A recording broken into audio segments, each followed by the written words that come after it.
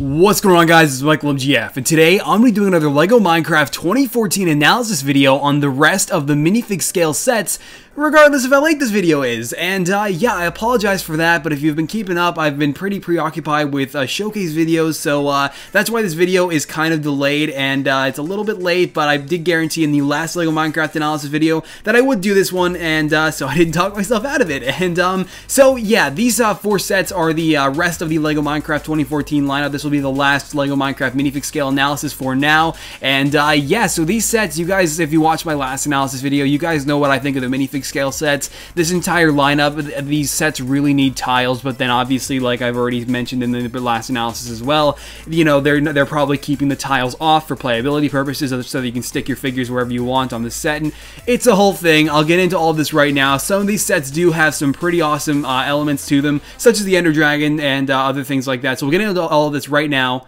So let's get started. Alright, so we're going to start off with the first night, and this is definitely the least exciting out of the other three sets I'm about to show you in this analysis video, and I mean, it does have one central feature that I will talk about in just a second, but real quick, I want to go over the three minifigures included, and those being a Snoo Steve minifigure, which I talked about in the last analysis video in a little bit more detail, but yeah, so it's the exact same Steve figure, but this time he has a wooden axe and a wooden sword for his first night. Makes sense, and it still is pretty awesome, and the creeper is also articulated. His legs can move back and forth, so that's definitely pretty cool as well. And the pig looks awesome. And I mean, it's not the minifigures that bother me about these sets. It's really the sets themselves. But this set in particular has one big feature, and that feature being you can open up this entire set. There are hinge pieces being utilized in the center, so you can just basically fold this thing open and access the interior in its entirety. And the interior, we can't see a lot of it, but what we can see of it, you can see that it is going to have a bed in there for Steve. So I mean, that's pretty cool. But other than that, I can't really see anything else going on in there, so I guess that's why they leave it up to you. The door opens on a hinge piece as well, and you do have some windows going on here, and I mean, that's really it though. Other than that, it's a very basic just box-like structure, and you'll also notice that the tree is utilizing some transparent green pieces, so that's pretty cool in terms of that design. And this guy, whoever's playing as Steve here, is pretty damn successful because he already has a pig in a pen on his first night, and that's pretty awesome because I've never done that before. But anyway, yeah, so in the box art here, you'll notice that it says build your own creations, inspiration included, and it's like, yeah, these sets aren't exactly inspiring to begin with, but yeah, that's really it though for this set in its entirety. The minifigures are fine. They really are. I like the minifigures. It's just the sets themselves, like I said, are what bother me about this lineup.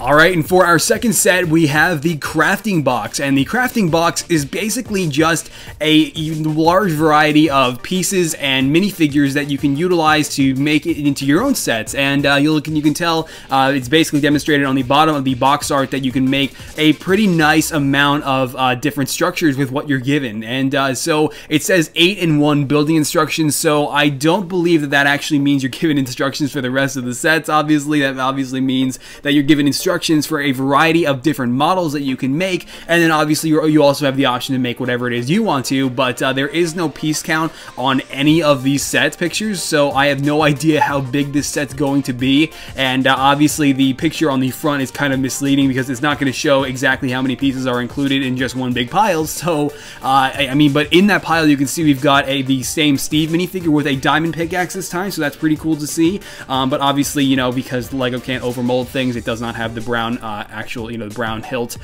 to it, so that's okay. But you'll notice we also have a skeleton in there with a bow, a mushroom, a TNT block, a furnace, a torch, a piece of wheat. You got a lot going on in there, a lot of grass blocks, a lot of sand blocks, some lava bricks. I mean, you've got a pretty nice variety of pieces in this set, and you're going to be given a pretty nice variety of instructions as well to utilize, and I mean, it looks pretty good for those of us who don't really want to actually get these sets and we're not really interested in what LEGO Group is doing in terms of their designs, and you just want to do your own thing. So basically that's what this set is here for. I would assume that's what the LEGO Group is doing with this one, and it looks pretty good. It's a nice option to have out there, and I think it's a great idea.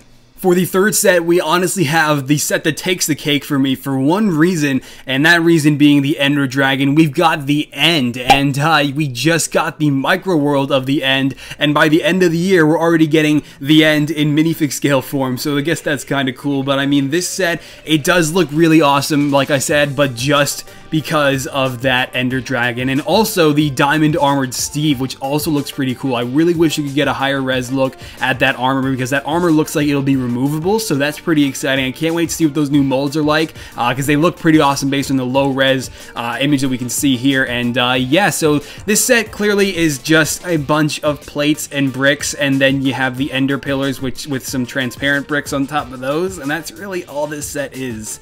So I mean, this set you're basically just buying for the minifigures as well, and I mean, that's just my opinion, because I'm just not seeing a lot in terms of design here. But and then the studs just make it look even worse. And once again, I understand why there are studs for playability reasons and display purposes. You're not going to want to have your minifigures falling over all the time. So I mean, that's understandable, sure, but I'm just saying the studs don't make this any better. And but then you have the new Enderman, and the Endermen, they basically are a little bit oversized in my opinion, because Endermen, they are pretty tall in the game, but they're not that tall. I mean, I mean, that's like a block higher than what they're supposed to be. So I mean, if they were shorter, I would probably be a bit more excited for the Endermen.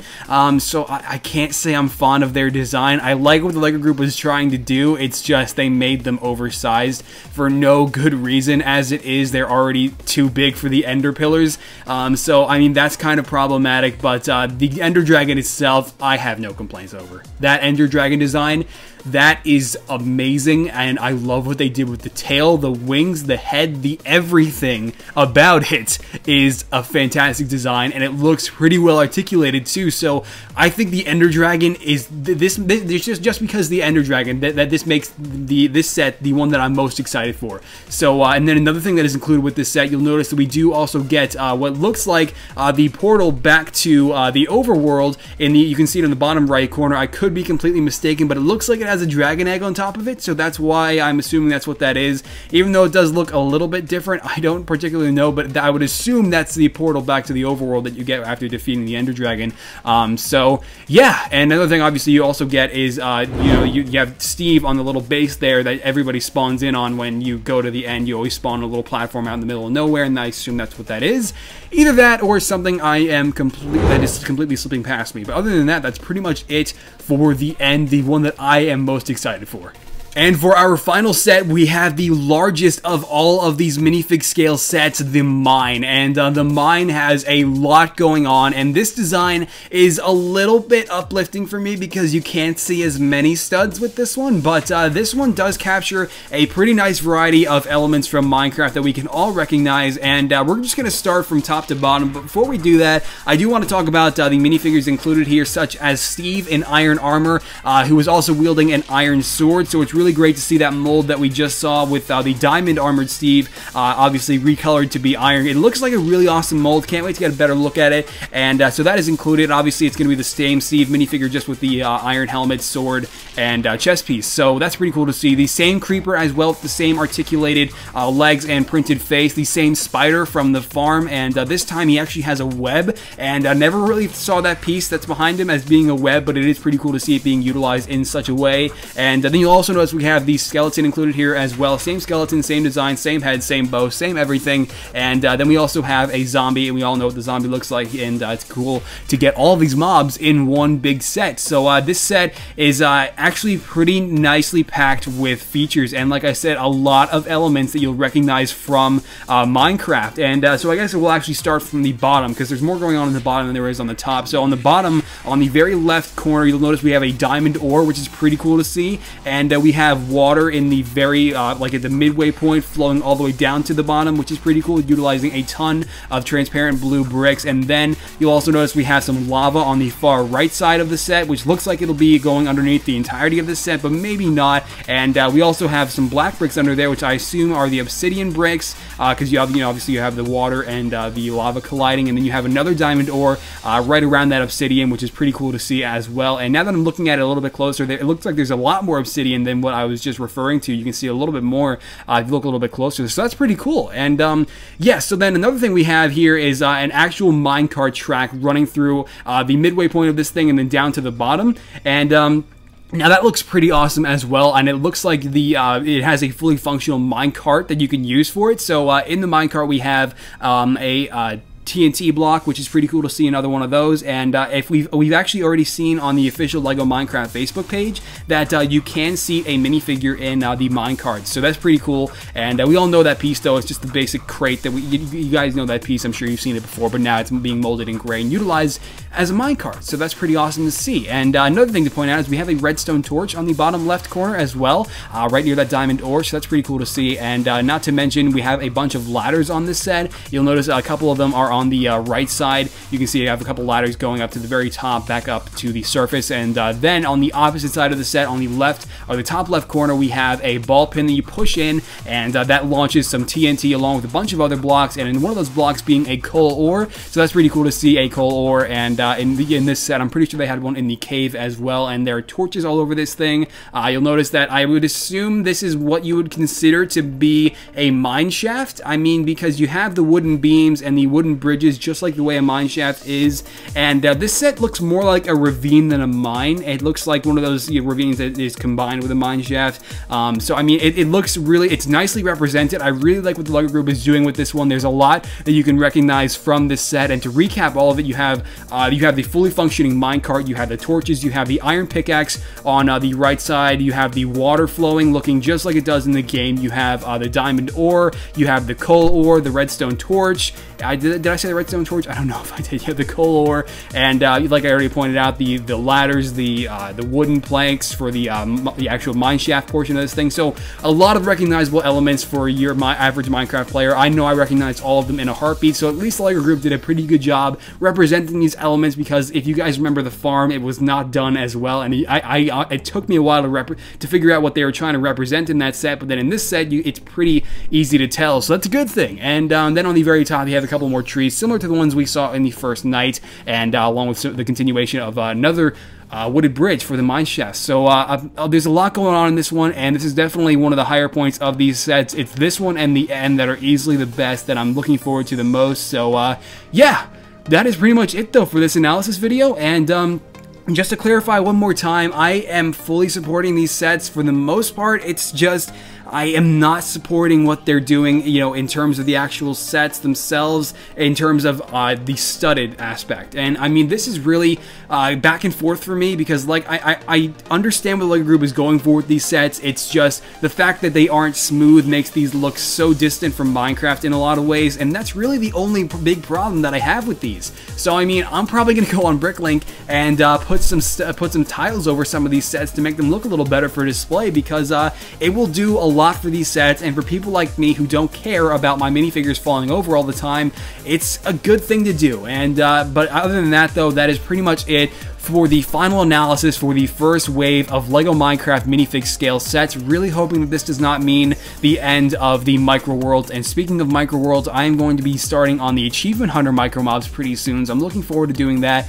along with the rest of the mobs that were just released in the 1.8 update. So I'm looking forward to all of this, really hoping that this will not be the last of my micro mobs that I make, but if it is, I will still enjoy making minifig scale LEGO Minecraft figures. So I just wanted to say that, because this is going to be the last time I talk about these sets until the actual reviews in, I would assume, the middle of next month or very early November. These sets, I assume, will be out a little bit earlier than November, which is their release date, by the way. But yeah, so that's pretty much it, guys, and let's go ahead and wrap this up. Alright, guys, and that about wraps up this analysis video on the new LEGO Minecraft 2014 minifig scale sets, the rest of them. And by the way, if you missed the first analysis video that I did, link will be in the description down below. I did an analysis video on the farm and the cave, because we got photos of those two before we got these, so that's why I guaranteed that I would do this analysis video separately. And yeah, I did it, and you're at the end of it. So if you enjoyed this analysis video or found it informative, be sure to let me know by dropping this video a like below and or your opinion in the comments. And there's a lot to talk about with these sets, because obviously it's quite a big change from the Minecraft micro worlds that we've been getting. I mean, you guys have heard my opinions. I am in full support of the minifigures, but then the actual sets themselves, they present a lot of problem with the transition from Minecraft to LEGO, and I think tiles would do a lot for that transition. But obviously, once again, as I fully understand, they have to make these sets playable, and the playability has to be there, and part of that is being able to place your minifigures wherever you want to, and you wouldn't be able to do that with tiles, so it's only going to be people like me that actually are bothered by something like that. So I don't know, there's a lot to talk about with these sets, so you can definitely get the discussion words going in the comments down below. And also you can follow me on the Twitter and the book face. Links to both of those are always in the description down below as well, and I post a lot more frequently over on those because, as I always say, it is a lot easier to post a photo than it is to fully record and edit a video. And yeah, I'm working on some pretty cool minifigures right now. Like I already talked about a second ago, I'm going to be doing some more micro mods, including the Achievement Hunter team, I'm doing the Master Chief Collection figures, Arno from Assassin's Creed Unity, and a bunch of other stuff. And all of that is over there, and that's why I recommend it, because it shows up over there faster than here. So other than that though, guys, that is pretty much it for the final analysis video on the LEGO Minecraft minifig scale sets before I start reviewing them. And once again, these sets are going to be debuting in November, but that usually means they're going to be debuting a week before November, so I would look out for these late next month, to be honest with you. So yeah guys, that's it, and I will catch you later. Alright, bye!